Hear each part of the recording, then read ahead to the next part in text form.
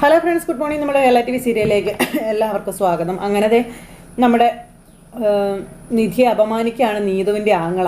കുറേ ആണുങ്ങളുടെ കൂടെ വീട്ടിൽ താമസിക്കുന്നത്, നീ എങ്ങനെ ഉള്ളവളാണെന്ന് എല്ലാവർക്കും അറിയാടി എന്നൊക്കെ പറഞ്ഞു. അപ്പോൾ ഇത് കേട്ട് കഴിഞ്ഞപ്പോഴേക്കും അനിയന് സഹിക്കുമോ? ചാടി കയറി അങ്ങ് ചെന്നു. നികേഷ് അവനെ അടിക്കാൻ നോക്കിയപ്പോൾ നികേഷ് എന്ന് പറഞ്ഞു നിധി എന്ന് നികേഷിനെ പിടിക്കുക. ആ സമയത്ത് കൊന്നു കളയുന്നില്ല ഞാനെന്നൊക്കെ പറഞ്ഞിട്ട് നീതുവിൻ്റെ ആങ്ങള. ശരിക്കും 5 ആണുങ്ങളും ഇവളും ഒരു വീട്ടിലാണ് താമസമെന്ന് കൂടെയുള്ളവന്മാർ അത് നിനക്ക് അറിയില്ലല്ലേ? അപ്പോൾ അറിയില്ല മച്ചാന്ന് പറഞ്ഞു. അങ്ങനെ നിധിയെ പേര് വഴിയിലിട്ട് ഇവന്മാരെ അവമാനിക്കാം.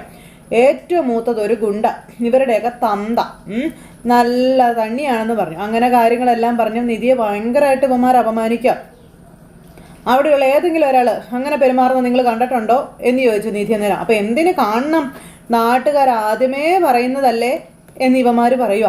നീ ഇവിടെ കിടന്ന് ഒച്ച വെച്ചത് കൊണ്ട് അത് ഇല്ലാണ്ടാവണില്ല എന്ന് പറഞ്ഞു. നീ പറഞ്ഞ റൗഡിക്കൂട്ടം ഉണ്ടല്ലോ, അത് നിങ്ങളാണെന്ന് നിധി അന്നേരം ഇവന്മാരോട് പറഞ്ഞു. നിന്നെപ്പോലെ ഒരു വൃത്തികെട്ടവൻ പറഞ്ഞതുകൊണ്ടോ എൻ്റെ വീട്ടിലാരും മോശക്കാരാകാൻ പോകുന്നില്ല എന്ന് നിധി ഇവനോട് പറയുക. പക്ഷെ നട റോട്ടിൽ ഇങ്ങനെ ഒരു പെൺകുട്ടിയെ തടഞ്ഞു നിർത്തി സംസാരിക്കുന്ന നിങ്ങളുടെ റൗഡിത്തരം ഇനി കാണിക്കാൻ വന്നേക്കരുതെന്നും നിധി പറഞ്ഞു. എടാ, ഇപ്പം ഈ തെരുവിൽ കിടന്ന് ഈ വാ തുറന്ന് ചിലക്കുന്നില്ലേ? നിന്റെ സ്വഭാവം എന്താണെന്ന് അതിന്ന് തന്നെ മനസ്സിലാവുന്നുണ്ടടി എന്നൊക്കെ പറയുക നിധിയോട്. ഈ നാട്ടിലെ വേറെ ഏതെങ്കിലും ഒരു വീട്ടിൽ 5 ആണും ഒരു പെണ്ണും താമസിക്കുന്നുണ്ടോ എന്ന് ചോദിച്ചു. ഇല്ല, ഈ ആണാണ് ആദ്യത്തേത്, നീയാണ് അവസാനത്തേത് എന്നൊക്കെ പറഞ്ഞുകൊണ്ട് ഇവന്മാർ കളിയാക്കുക നിധിയെ. ഏട്ടത്തെ പറ്റി പറഞ്ഞുകൊണ്ടല്ലോടാ എന്ന് പറഞ്ഞുകൊണ്ട് നികേഷ് ചെന്നപ്പോഴത്തേക്ക് നികേഷ് വിടാൻ പറഞ്ഞു നിധി. നികേഷ് വേണ്ട, നീ വിട്, ഏട്ടത്തി പറയുന്നത് കേട്ടില്ല ഇവന്മാർ. എടാ, അത് അവരുടെ സംസ്കാരമാണ്. ചെളി ചവിട്ടിയാനെ ചവിട്ടുന്നവനും നാറുമെന്ന് നിധി. ഏട്ടത്തെ വിട, ഇവന്മാരോടൊന്നും ചോദിക്കാൻ പോകത്തില്ല എന്ന് പറഞ്ഞു. നീ വന്നേന്ന് പറഞ്ഞ് നിധി വിളിച്ചുകൊണ്ട് പോവാൻ നികേഷിനെ. അവർ രണ്ടുപേരും അങ്ങ് പോയി കഴിഞ്ഞപ്പോൾ മറ്റോമാർ അവിടെ നിന്ന് ഇങ്ങനെ നിൽക്കാം. അപ്പോൾ കുറച്ച് മാറ്റി നിർത്തിയിട്ട് നീ ഇങ്ങ് വന്നേ നികേഷ് എന്നും പറഞ്ഞ് നിധി ഇങ്ങനെ മാറ്റി. അപ്പോൾ ഏട്ടത്ത് കയ്യിൽ നിന്ന് വിടാൻ പറഞ്ഞു നികേഷ്. അവനങ്ങനെ സംസാരിക്കാൻ പറ്റും, നമുക്ക് പോകാൻ പാടില്ലായിരുന്നു, അവരൊറ്റ അടിയും കൂടെ കൊടുക്കണമായിരുന്നു എന്ന് പറഞ്ഞു നികേഷ്. പോകും, നീ അത് വിട് നികേഷ് എന്ന് നിധി പറഞ്ഞു. എന്തിനാ അടിച്ച മുഖം പൊളിക്കണ്ടേ അവൻ്റെ? അവർ 2-3 തടിമാടന്മാരുണ്ട്, തല്ലം ചെന്ന് നിനക്കൊല്ലം പറ്റിയാലോ? പറ്റിക്കോട്ടെ, എന്നാലും ഏട്ടത്തെ പറ്റി നമ്മുടെ വീടിനെ പറ്റിയൊക്കെ പറഞ്ഞത് കേട്ടില്ലേ? അത് കേട്ടിട്ട് എനിക്ക് പോരാന്നിട്ട് പറ്റുന്നില്ല. ഒരടിയെങ്കിലും അടിച്ചിട്ട് എനിക്ക് സമാധാനമായി എന്ന് പറയാ നമ്മുടെ നികേഷ്. നീ അടിച്ചാൽ അത് വലിയ വഴക്കാവത്തേ ഉള്ളൂ, ആളുകളൊക്കെ ഇനിയും കൂടും, അവർ സംസാരിക്കാൻ പോകുന്നത് പിന്നെയും ഇതൊക്കെ തന്നെ ആയിരിക്കുമെന്നും നമുക്കതൊക്കെ വേണമെന്നും നിധി ചോദിക്കുക. എന്ന് വെച്ച് അവരെന്ത് തോന്നിയ ദിവസം പറഞ്ഞാലും നമ്മൾ സമ്മതിച്ചു കൊടുക്കണമെന്നാണ് ഏട്ടത്തി പറയുന്നത്. അവരങ്ങനെ പറഞ്ഞു എന്ന് വെച്ചാൽ അതൊക്കെ സത്യമാകുമെന്ന് നിധി ചോദിക്കാം. നീ ആദ്യം വിട്ട് തിരിച്ചു പറയാനുള്ളതൊക്കെ ഞാൻ പറഞ്ഞില്ല, ആ ടോപ്പിക്ക് അവിടെ വിട്ടേക്കാൻ പറഞ്ഞു. അപ്പോൾ ഇല്ല ഏട്ടത്തി, ഇതങ്ങനെ വിടാൻ പറ്റത്തില്ല എന്നും ഞാനത് ഉറപ്പായിട്ട് സുധീഷേട്ടനോട് പറയുമെന്ന് പറഞ്ഞു നികേഷ്. അറിയേണ്ട താമസമുള്ളൂ, പിന്നെ ഇനി ആ കയ്യും വായി വെച്ച് ആഹാരം കഴിക്കാൻ പോകുന്നില്ല എന്ന് പറഞ്ഞു. ഏട്ടത്തി നോക്കിക്കോളാൻ പറഞ്ഞു. നികേഷ്, ഇത് നീ വീട്ടിലാരോടും പറയാൻ നിൽക്കരുതെന്ന് പറഞ്ഞു. എങ്ങനെ പറയാതിരിക്കേട്ടത്തി? അവൻ്റെ വർത്തമാനത്തിനുള്ളത് അവന് കൊടുക്കണം, ഇല്ലെങ്കിൽ ഇനി അവനത് ആവർത്തിക്കുന്നു നികേഷ്. അപ്പം നികേഷ് നീ അതൊന്ന് വിടാൻ പറഞ്ഞു നിധി. ഇല്ല ഏട്ടത്തി, ഞാൻ ഉറപ്പായിട്ട് ഇത് പറഞ്ഞിരിക്കും, അങ്ങനെയൊന്നും സംസാരിക്കാൻ പാടില്ല, അവനെ ഞാൻ വെറുതെ വിടില്ല എന്ന് പറഞ്ഞു. നീ എന്നാ ചെന്ന് പറ. നീ ചെന്ന് പറയുന്നതോടെ സുധീഷ് വന്ന് ഇവന്മാരെ തല്ലും, അതോടുകൂടി അറിയാത്ത ആൾക്കാരും കൂടി നാട്ടുകാർ മൊത്തം അറിയട്ടെ. എന്തിനാ നികേഷ് ഇങ്ങനെ? അവരെന്താ പറയാന്ന് നിനക്കറിയാവോ? 5 ആണുങ്ങളുള്ള വീട്ടിലെ ഒരു പെണ്ണ് താമസിക്കുന്നതിനെ പറ്റി കളിയാക്കിയപ്പോൾ അടി ഉണ്ടാക്കിയെന്ന്. അപ്പോഴും ആളുകളുടെ ചർച്ച എന്നെപ്പറ്റി തന്നെ ആവില്ലേ? അതായിക്കോട്ടെ എന്നാണോ നീ പറയുന്നതെന്ന് നിധി ചോദിക്കുക. ഇനി അടി ഉണ്ടാക്കാൻ ചെന്നിട്ട് ആർക്കെങ്കിലും എന്തെങ്കിലും സംഭവിച്ചാൽ ഒരാൾ ജയിലിലായാലോ? അതും നമ്മൾ അനുഭവിച്ചോട്ടെന്നാണോ എന്നൊക്കെ നിധി ചോദിക്കുന്നുണ്ട്. പറയുന്നവർ കിടന്ന് പറഞ്ഞോട്ടെ, നമ്മളെങ്ങനെയാണെന്ന് നമുക്കറിയത്തില്ലേ എന്ന് ചോദിച്ചു. പിന്നെ നീ ഇതൊന്നും വീട്ടിൽ പറയില്ലെന്ന് എനിക്ക് പ്രോമിസ് ചെയ്യാൻ പറഞ്ഞു, പക്ഷേ ഇവനിട്ടുള്ളത് ഞാൻ കൊടുക്കും ഏട്ടത്തി, ഇവനെ ഞാൻ വെറുതെ വിടില്ല എന്ന് പറയാം. അതെല്ലാം കഴിഞ്ഞതിന് ശേഷം പിന്നെ നമ്മുടെ സുധീഷ് വീട്ടിൽ ഇങ്ങനെ കിടന്ന് പാട്ടൊക്കെ പാടി കേൾക്കാം. സുധീഷ് ഇങ്ങനെ അവിടെ കിടക്കുമ്പോൾ അച്ഛൻ പാട്ടൊക്കെ പാടി അങ്ങോട്ടേക്ക് വരുക. അപ്പോൾ അടുക്കളയിൽ വന്നു, ഉണ്ടാക്കി വെച്ചിരിക്കുന്ന എടുത്ത് കഴിക്കുന്നപ്പോൾ സുധീഷ് ഇങ്ങനെ നോക്കുക കേട്ടോ. എന്നും പറഞ്ഞിട്ട് പിന്നെ സ്വപ്നം കാണും, നമ്മുടെ നിധിയെ സ്വപ്നം കണ്ടുകൊണ്ടിരിക്കുന്നു. അച്ഛൻ ചോറുണ്ടോണ്ടിരിക്കുന്നു. അപ്പോഴത്തേക്കും ഇങ്ങനെ ഒച്ച കേൾപ്പിച്ച് ഭക്ഷണം കഴിക്കുക എന്നും പറഞ്ഞുകൊണ്ട് നമ്മുടെ സുധീഷ് ഇങ്ങനെ നോക്കുക കേട്ടോ. ഇതൊക്കെ പതുക്കെ മര്യാദയോടെ കഴിച്ചുവിടും, ആ പാത്രം ഓടിപ്പോത്തൊന്നും ഇല്ലല്ലോ എന്ന് സുധീഷ് പറഞ്ഞു. ഈ പ്രായത്തിൽ എങ്ങനെ ഉണ്ണണമെന്ന് നീ എന്നെ പഠിപ്പിക്കൊന്നും വേണ്ട കേട്ടോ. എന്നും പറഞ്ഞ അച്ഛൻ പറഞ്ഞപ്പോൾ കണ്ടിട്ട് തന്നെ നോക്കിയിരിക്കാൻ പറ്റുന്നില്ല, അറപ്പാ എനിക്ക് തോന്നണേന്ന് പറഞ്ഞു. അതിന് എൻ്റെ വായി നോക്കിയിരിക്കാൻ നിന്നോട് ആരെങ്കിലും പറഞ്ഞു? എഴുന്നേറ്റ് പോയിക്കൂടാ നിനക്കൊന്ന് അച്ഛൻ മോനോട് ചോദിക്കണു. അപ്പോൾ സുധീഷ് കഴിച്ചിട്ട് പാത്രം അവിടെ വെച്ചു. ആ പാത്രം എങ്കിലും എടുത്തോണ്ട് പോകും, അവിടെ തന്നെ ഇട്ടിട്ട് പോകാതെ. ആരവിടെ വൃത്തിയാക്കുമെന്ന് ഓർത്ത് നിങ്ങൾ ഇരിക്കണേന്ന് ചോദിച്ചപ്പം എടാ, ഞാൻ എടുത്തിന്ന് വേസ്റ്റ് എടുക്കാൻ എനിക്കറിയാം, നീ പറഞ്ഞാൽ കേട്ട് തോന്നൂല, നീയാണ് ഇവിടെ മൊത്തം വൃത്തിയാക്കുന്നതെന്ന്. അല്ല, പതിവില്ലാതെ നീ എന്തിനാ ഇതിനകത്ത് കയറിയിരിക്കുന്നേ? നിനക്ക് പണിയും കൂലിയൊന്നും ഇല്ലല്ലോ അല്ലേ? അപ്പോൾ പിന്നെ മറ്റുള്ളവരുടെ കുറ്റം കണ്ടുപിടിക്കാൻ കൂടും. ആയിക്കോട്ടെ. പിന്നെ നിങ്ങൾ പിന്നെ കളക്ടറാണല്ലോ അല്ലേ ഇവിടെ? അതെ, ഞാൻ കുറച്ച് ദിവസമായാലേ ഉള്ളൂ ഇവിടെ ഇരിക്കാൻ തുടങ്ങിയിട്ട്. നിങ്ങൾ കാലങ്ങളായിട്ട് ഇതേ ഇരിപ്പല്ലേ, നിങ്ങൾ മറക്കണ്ട. അന്ന് സുധീഷ്, എടാ എൻ്റെ ആവശ്യത്തിന് ഞാൻ ടിപ്പർ ഓടിക്കുന്നുണ്ട്. ആ ഉണ്ട് ഉണ്ട് ഉണ്ട് ഉണ്ട്, അതുകൊണ്ട് ബിവറേജസിന് നല്ല, അല്ലാതെ വേറെ ആർക്കും ഗുണമുള്ളൂ എന്ന് ചോദിച്ചു. അല്ല, ഈ പ്രായത്തിൽ നിനക്കൊക്കെ വേണ്ടി മേയ്ക്കാൻ എനിക്ക് മനസ്സില്ലടാ. അപ്പോഴേക്കും അങ്ങനെ ഇരിക്കുന്നു. അപ്പോഴത്തേക്ക് അവിടെ ഒരു ഫോൺ കോൾ വന്നു. നമ്മുടെ സുധീഷ് ഫോണിനെടുത്തു. അപ്പോൾ വക്കീലാണ് വിളിച്ചത്. വക്കീൽ വിളിച്ചിട്ട് ഹലോ മാഡം പറഞ്ഞോളാൻ പറഞ്ഞു. നിങ്ങൾ ഡിവോഴ്സ് കേസ് ഫയൽ ചെയ്യുന്നതിനായിട്ട് നാളെ ഉച്ചയ്ക്ക് മുന്നേ കോടതിയിൽ എത്തണമെന്ന കാര്യം പറഞ്ഞു. അപ്പോൾ അത് കേട്ടപ്പോൾ നാളെയോ? ആ അതെ, കോടതിയിൽ കേസ് ഫയൽ ചെയ്യണമെന്ന് പറഞ്ഞു. അപ്പോഴത്തേക്ക് സുധീഷ് ആകെ വല്ലാതെയായി. അത് കഴിഞ്ഞാൽ എന്താ മാഡം? അപ്പോൾ 2-3 ഹിയറിംഗ് ഉണ്ടാകും, അതിന് കോടതിയിൽ വരണം, പിന്നെ ഡിവോഴ്സ് കിട്ടുമെന്ന് പറഞ്ഞു.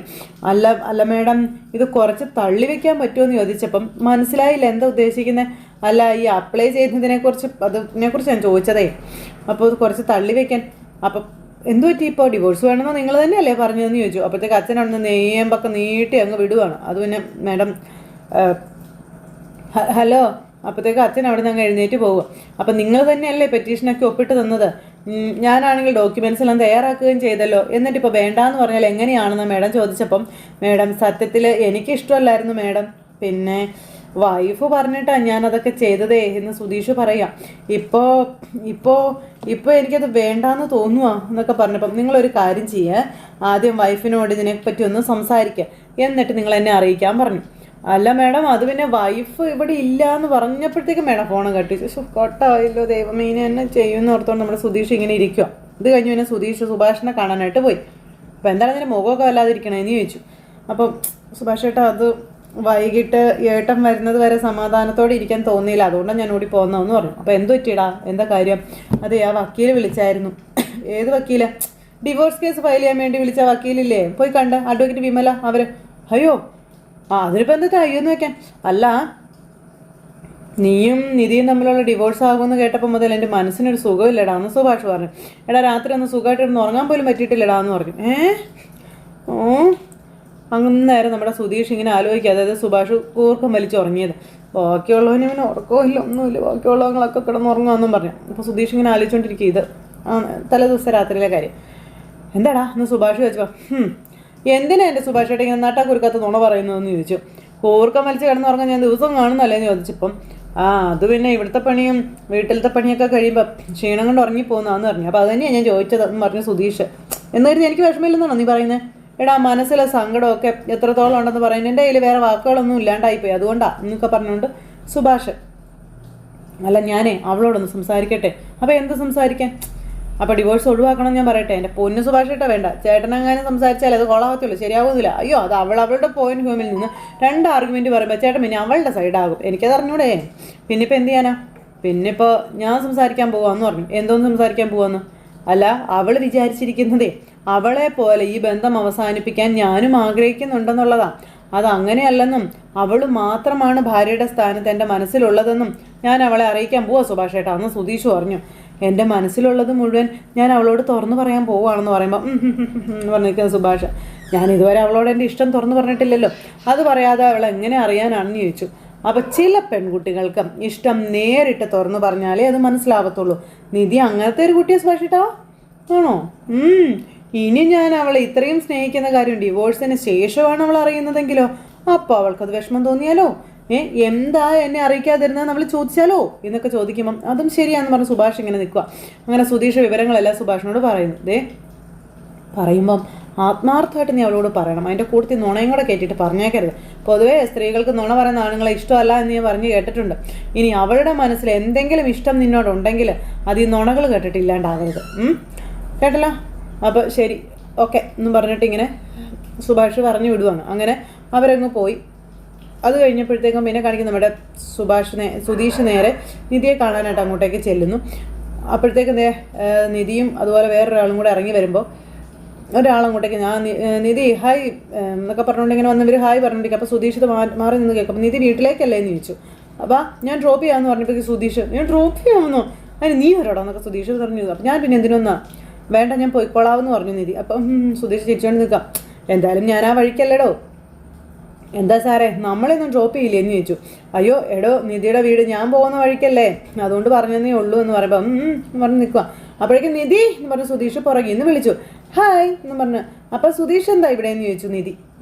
അപ്പോഴത്തേക്ക് ഓടി വന്ന് സുധീഷ് കയ്യിൽ നിന്ന് പോകുന്നു മനസ്സിലായപ്പോൾ, നിങ്ങൾ പോയിക്കോളൂ, ഞാൻ നിധിയെ കൂട്ടിക്കൊണ്ട് പോകാൻ വേണ്ടി വന്നതെന്ന് പറഞ്ഞപ്പോൾ, ഇത് നിധിയുടെ കസിനല്ലേ, വല്യച്ഛൻ്റെ മോനല്ലേ എന്ന് ചോദിച്ചപ്പം, അയ്യോ ഹൗ ആർ മാൻ എന്നൊക്കെ ചോദിച്ചിങ്ങനെ, വല്യച്ഛൻ്റെ മകനല്ലടാ, അമ്മായപ്പൻ്റെ മോനാടാ എന്നും പറഞ്ഞോട്ടോ നമ്മുടെ സുധീഷ്. ഫൈൻ താങ്ക് യു, അപ്പം ശരി എന്നാൽ സിസ്റ്ററിനെ കൂടെ പൊക്കോട്ടോ എന്ന് പറഞ്ഞു. സിസ്റ്ററോ നീ കൂടെ മതി പറഞ്ഞോട്ട് സുധീഷ് ഇങ്ങനെ നിൽക്കുക. ആ സമയത്ത് ഞാൻ നിധിയെ കൊണ്ട് പോവുക, പോകുമ്പോൾ ഇയാളെ ഡ്രോപ്പ് ചെയ്യണമെന്ന് ചോദിച്ചു കൂടെയുള്ള ദിവ്യയോട്. അപ്പോൾ വേണ്ട എനിക്ക് വേറൊരു കാര്യമുണ്ടെന്ന് പറഞ്ഞു. അപ്പോൾ ശരി നിധി ഓക്കെ എന്നും പറഞ്ഞ് അങ്ങനെ പോയി. അപ്പോൾ അല്ല സുധീഷ് എന്തിനാ ഓടിപ്പാഞ്ഞ് ഇങ്ങോട്ട് വന്നത്? അത് പിന്നെ എനിക്ക് നിധിയോട് കുറച്ച് സംസാരിക്കാനുണ്ടെന്ന് സുധീഷ് പറഞ്ഞപ്പം, എന്തെങ്കിലും പ്രധാനപ്പെട്ട കാര്യമാണെന്ന് നിധി ചോദിച്ചു. വീട്ടിൽ വെച്ച് പറയാൻ പറ്റുന്നല്ലേന്ന് ചോദിച്ചപ്പം, ഇച്ചിരി പ്രധാനപ്പെട്ട വിഷയമാണ്, വീട്ടിൽ എല്ലാവരും ഉണ്ടല്ലോ, അവിടെ വെച്ചിട്ട് എനിക്ക് പറയാനേ പറ്റത്തില്ലാത്തതുകൊണ്ടാണ്. അപ്പോൾ സുധീഷിൻ്റെ മുഖം വല്ലാണ്ട് സീരിയസ് ആണല്ലോ, എന്ത് പറ്റിയെന്ന് ചോദിച്ചു. അത് പിന്നെ ഒരു സീരിയസ് ആയിട്ടുള്ള കാര്യം പറയാനാണെന്ന് പറഞ്ഞു. അല്ല ഇന്ന് തന്നെ പറയണോ, എന്താ നിധിക്കുള്ള ബുദ്ധിമുട്ടുണ്ടോ? അതല്ല പോകാം എന്നും പറഞ്ഞു. എന്നിട്ട് അവർ രണ്ടുപേരും കൂടെ പോയി. അങ്ങനെ അവർ രണ്ടുപേരും കൂടെ പോയി ഒരു കടൽ തീരത്ത് എന്നും അവിടെ ഇരിക്കുകയാണ്. എന്താ പറയാനുള്ളതെന്ന് ചോദിച്ചു. പറയാം, ഇയാൾക്ക് സമയമുണ്ടല്ലോ അല്ലേ? സമയമൊക്കെ ഉണ്ട്, എന്നാ കാര്യം പറഞ്ഞോളാം പറഞ്ഞു കേട്ടോ. ഒരു കടലയൊക്കെ കുറിച്ചിരുന്ന് പറഞ്ഞാൽ പോരേന്ന് ചോദിച്ചു. അപ്പോഴേക്കും ഞാനൊന്ന് പ്രിപ്പയർ ആവട്ടെ എന്നൊക്കെ പറഞ്ഞു. അങ്ങനെ നമ്മുടെ നിധിയും സുധീഷും കൂടി ഇങ്ങനെ കടലയൊക്കെ കുറിച്ചുകൊണ്ടിരിക്കുക. ഇതെന്തൊന്നും പറയാത്തല്ല, ഇത് പറയാനൊരു അന്തരീക്ഷം ക്രിയേറ്റ് ചെയ്യുമായിരുന്നു. അപ്പം സീൻ ഉണ്ടാക്കാനല്ലേ. അങ്ങനത്തെ സിദ്ധുവിനെ പറ്റി, അതായത് ഇപ്പോൾ ഒന്ന് വിളിച്ച ചെറുപ്പക്കാരനെ പറ്റി നമ്മുടെ നിധി ഇങ്ങനെ പറയാം. എനിക്കറിയാം അവിടെ ജോലി ചെയ്യുന്നവനല്ലേ എന്നും പറഞ്ഞുകൊണ്ട് സുധീഷിന് അത് ഇഷ്ടപ്പെട്ടില്ല. അപ്പോൾ നിധി ഇങ്ങനെ നോക്കും കേട്ടോ. അങ്ങനത്തെ ഇവർ തമ്മിൽ സംസാരിച്ചുകൊണ്ടിരിക്കുന്നു. ഡിസൈൻസ് നല്ലതായതിനെ പറ്റിയൊക്കെ അപ്പോൾ നിധി ഇങ്ങനെ സുധീഷിനോട് പറഞ്ഞു. അപ്പോൾ സുധീഷ് കൺഗ്രാറ്റ്സ് ഒക്കെ പറയാൻ നിധിക്ക്. അപ്പോൾ താങ്ക് യു പറഞ്ഞ് നിധി ഇങ്ങനെ ഇരിക്കുന്നു. അപ്പോൾ വിചാരിച്ചതുപോലെ അത്ര പ്രശ്നമില്ല എന്ന് പറഞ്ഞ് സുധീഷ് എന്നിട്ട് ഇങ്ങനെ പറയണം. അപ്പോൾ നിധിയോട് തൻ്റെ ഇഷ്ടം പറയാൻ വേണ്ടിയിട്ട് സുധീഷ് ഇങ്ങനെ കിടന്നിങ്ങനെ ദീർഘശ്വാസമൊക്കെ എടുത്ത് വിടുന്നു. ഭയങ്കര പ്രിപ്പയർ. അപ്പോഴത്തേക്ക് എന്നാ പറ്റി എന്ന് നിധി സുധീഷിനോട് ചോദിച്ചു. അപ്പോഴത്തേക്ക് സുധീഷ് ഇങ്ങനെ ചിരിച്ചുകൊണ്ട് ഇങ്ങനെ ഇരിക്കുകയാണ്. നിധിയോട് പറയാനുള്ളൊരു കാര്യമേ എത്രയും പെട്ടെന്ന് പറയണമെന്ന് തോന്നിയെന്ന് സുധീഷ് പറയുമ്പം, എന്താ കാര്യം പറഞ്ഞു, എന്താ എന്ന് നിധി ചോദിച്ചപ്പം, അത് പിന്നെ നിധി ഞാൻ ഈ പറയുന്നത് കൊണ്ട് തെറ്റായിട്ടൊന്നും എടുക്കരുത് കേട്ടോ എന്ന് പറഞ്ഞ് ഇവരുടെ വിവാഹം നടക്കാനുണ്ടായ സാഹചര്യങ്ങളെപ്പറ്റി സുധീഷ് നിധിയോട് പറയപ്പോൾ നിധി ഇങ്ങനെ ആലോചിക്കും കേട്ടോ. ആദ്യത്തെ തവണ കണ്ടപ്പോൾ തന്നെ എനിക്ക് ഇയാളെ ഭയങ്കര ഇഷ്ടമായി എന്നൊക്കെ പറഞ്ഞ് സുധീഷ് വിവരങ്ങളെല്ലാം നിധിയോട് പറയാം. പിന്നെ അന്ന് തൊട്ട് നടന്ന കാര്യങ്ങളെപ്പറ്റി എല്ലാം പറയണം. അങ്ങനെ നിധിയോട് തൻ്റെ ഉള്ളിലെ ഇഷ്ടം സുധീഷ് തുറന്ന് പറയുന്ന ആ ഒരു സിറ്റുവേഷൻ, അതൊക്കെ കേട്ട് നിധി അന്തം വിട്ടിങ്ങനെ ഇരിക്കുന്ന ആ ഒരു സിറ്റുവേഷൻ, അതെല്ലാം കാണിച്ചുകൊണ്ട് ഇന്നത്തെ കഥ അവസാനിച്ചു. അപ്പോൾ ഇനി നിധിയുടെ പ്രതികരണം എന്താകും എന്നുള്ളതാണ് അടുത്ത എപ്പിസോഡിൽ. അപ്പോൾ ആരും തന്നെ മിസ് ചെയ്ത് കളയരുത്, എല്ലാവരും കാത്തിരുന്ന് കാണണം കേട്ടോ. എല്ലാവർക്കും നല്ലൊരു ദിവസം ആശംസിക്കുകയാണേ. എല്ലാവരുടെയും സപ്പോർട്ടിനും സ്നേഹത്തിനും ഒത്തിരി നന്ദി ഹൃദയത്തിൻ്റെ ഭാഷയിൽ അറിയിക്കുന്നു. അടുത്ത സൂപ്പർ ഹിറ്റ് കഥയുമേ കാണുന്നത് വരെ എല്ലാവർക്കും നന്ദി. Take care, bye bye, Tata. അതോടൊപ്പം നമ്മുടെ ചാനൽ ആദ്യമായിട്ട് കാണുന്നവരുണ്ടെങ്കിൽ ഒന്ന് സബ്സ്ക്രൈബ് ചെയ്യണം കേട്ടോ. തൊട്ടടുത്ത് കാണുന്ന ബെൽ ബട്ടൺ അമർത്തി കഴിഞ്ഞിട്ടുണ്ടെങ്കിൽ നമ്മുടെ വീഡിയോസ് എളുപ്പത്തിൽ കാണാൻ കഴിയുന്നതായിരിക്കും. നോട്ടിഫിക്കേഷനായിട്ട് നിങ്ങളുടെ ഫോണുകളിലേക്ക് എത്തുന്നതായിരിക്കും. അപ്പോൾ എല്ലാവർക്കും ടാറ്റാ.